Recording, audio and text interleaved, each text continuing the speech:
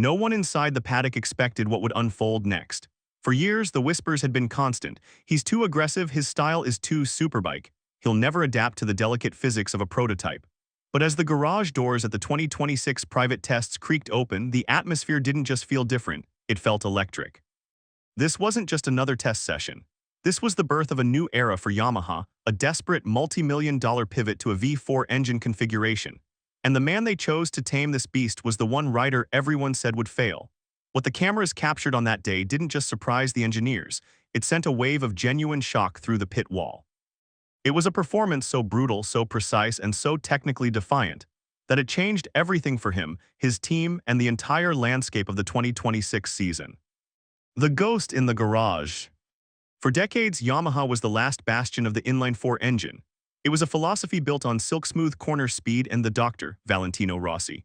But as the V4-powered Ducatis began to disappear into the distance on every straightaway, that philosophy collapsed. Yamaha was in a corner. They needed more power, better acceleration, and a chassis that didn't just glide but fought. Enter the secret 2026 V4 project. Inside the garage, the silence was heavy.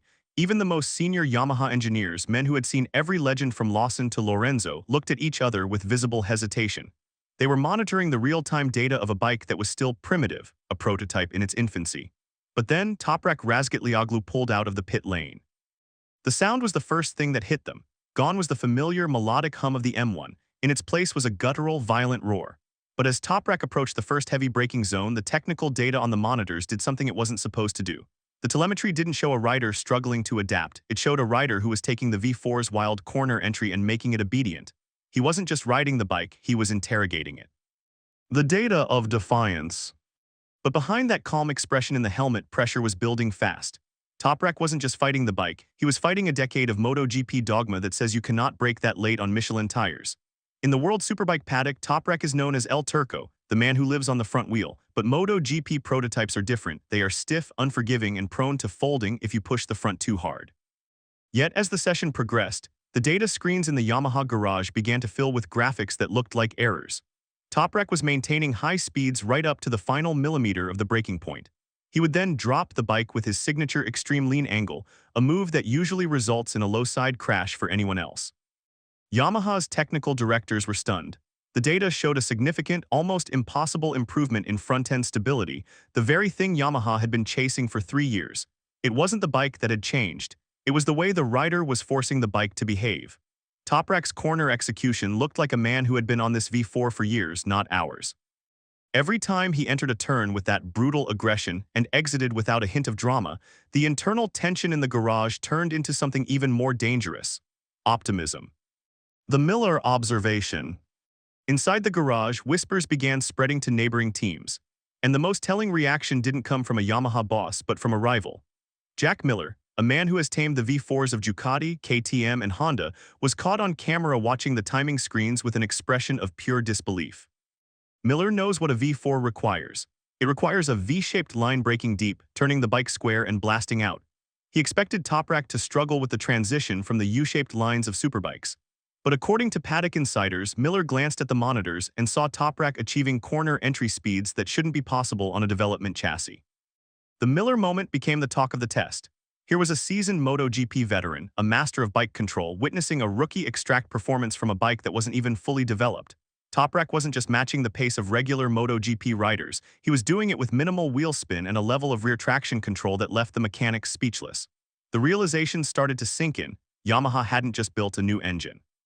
They had found the only human capable of riding it to its absolute limit. The paddock whispers. Yet the real turning point happened away from the cameras during the debriefs. Some insiders claimed that something felt off not with the bike but with the narrative. For years, the public was told that Toprak's feedback was too specific to superbikes. But in the 2026 test, his feedback was described as the most honest and detailed the engineers had heard in years. He wasn't just saying the bike was fast. He was explaining exactly where the engine braking was fighting the chassis and how the electronics were interfering with his feel of the tire's grip limit. This level of technical maturity shifted the entire atmosphere. The engineers were no longer just looking for basic stability, they were starting to optimize the bike around Toprak's extreme style. Rumors suggested deeper tension behind closed doors with other riders who preferred the old, smoother Yamaha way. But as the lap times continued to drop, those voices were silenced. The brutal style was working. The Yamaha V4, which had previously felt heavy and stubborn during direction changes, was now dancing. The agility Toprak displayed in swerving from left to right was being compared to the best corner entry specialists in the history of the sport. The limit of the limit. But with this level of aggression comes a severe setback risk. Every lap was a gamble. To ride a MotoGP bike the way Toprak does, with the rear wheel constantly hovering centimeters off the ground at 200 miles per hour, is to live on a knife's edge. One minor miscalculation in the stiff, Michelin tires feedback could lead to a catastrophic high-speed incident. The tension on the pit wall was palpable every time the Stoppy King entered the final sector. He was pushing the V4 to a lean angle that was said to be more extreme than the average MotoGP rider. This wasn't just bravery, it was a psychological war against the machine. He was testing the maximum potential of the engine upgrades and the new aero debates in real time. But what the Paddock discovered next shocked everyone. It wasn't just that he was fast for a few laps, he was consistent. Lap after lap, the sector time stayed green. He had found a way to make the unreasonable feel natural. The V4, once considered a wild experiment that might alienate Yamaha's core DNA, was beginning to assert a new, terrifying identity. The new hierarchy. However, the twist that followed would change the championship narrative entirely. As the test concluded, the spirit of challenge that Yamaha had preached for years finally had a face. It wasn't just a successful test, it was a warning shot fired directly at Ducati and Aprilia. The aftermath of this session has left the entire paddock in a state of turmoil. Rivals who previously viewed the Yamaha V4 project as a desperate move are now scrambling to analyze Toprak's telemetry. The data proved that the SBK guy didn't just belong in MotoGP, he might be the only one capable of stopping the European dominance. Yamaha has officially entered a new era. They have the engine, they have the chassis, and they have the rider who isn't afraid to break the rules of physics to win. But as we look toward the first official race of 2026, a chilling question remains.